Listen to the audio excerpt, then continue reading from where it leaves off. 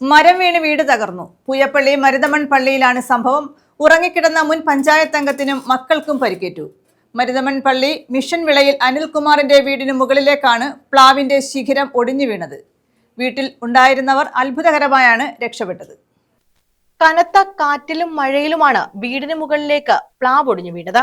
പൂയപ്പള്ളി മരുതമൺ പള്ളി മിഷൻ വിളയിൽ വടക്കങ്കര മുകൾവിള വീട്ടിൽ അനിൽകുമാറിന്റെ വീടിന് മുകളിലേക്കാണ് മരക്കൊമ്പ് ഒടിഞ്ഞു വീണത്.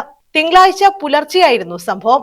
അനിൽകുമാറും മക്കളും സാരമായ പരിക്കുകളോടെ അത്ഭുതകരമായി രക്ഷപ്പെടുകയായിരുന്നു. വീടിന്റെ സമീപം നിന്നിരുന്ന പ്ലാവിന്റെ കൊമ്പൊടിഞ്ഞാണ് മേൽക്കൂരയിലേക്ക് പതിച്ചത്. കോൺക്രീറ്റ് ചെയ്ത മുൻഭാഗവും ഓടുമേഞ്ഞ 2 കിടപ്പുമുറികളുമുള്ളതാണ് അനിൽകുമാറിന്റെ വീട്. മരക്കൊമ്പ് വീണതോടെ ഓടുമേഞ്ഞ മേൽക്കൂര പൂർണ്ണമായും തകർന്നു. അനിൽകുമാറിന്റെ സംയോജിതമായ ഇടപെടലിലാണ് ഉറക്കത്തിലായിരുന്ന കുട്ടികളെയും ഭാര്യയെയും സുരക്ഷിതമായി വീടിന്റെ പുറത്തേക്ക് എത്തിച്ചത്.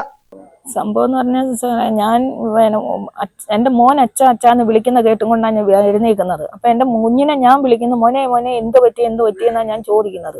അപ്പോഴത്തേനും എൻ്റെ കുഞ്ഞ് അമ്മ ഓടിടിഞ്ഞ് വീണ് എന്ന് പറയുന്നത് മാത്രമേ ഞാൻ കേൾക്കുന്നുള്ളൂ. അപ്പോഴത്തേനും എൻ്റെ കുഞ്ഞുങ്ങൾ അവരെല്ലാവർക്കും ആങ്ങളെയും കുഞ്ഞുങ്ങളുമാണ്. അപ്പോഴത്തേനും അവർ ബ്ലഡ് ഇങ്ങനെ ഒഴുകുന്നത് മാത്രമേ എനിക്ക് ഓർമ്മയുള്ളൂ. അപ്പോഴും പെട്ടെന്ന് വണ്ടി എടുക്കുന്നു, കുഞ്ഞുങ്ങളെ രണ്ടിനെയും എൻ്റെ ആങ്ങളെയും നാത്തൂനെയും കൊണ്ടുപോകുന്ന ആ രംഗമാണ് ഞാൻ കാണുന്നത്.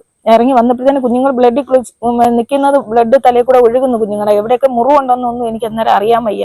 ശബ്ദം കേട്ട് ഓടിയെത്തിയ നാട്ടുകാരും അയൽവാസികളും ചേർന്നാണ് പരിക്കേറ്റ കുടുംബത്തെ ആശുപത്രിയിലേക്ക് മാറ്റാൻ സഹായിച്ചത്.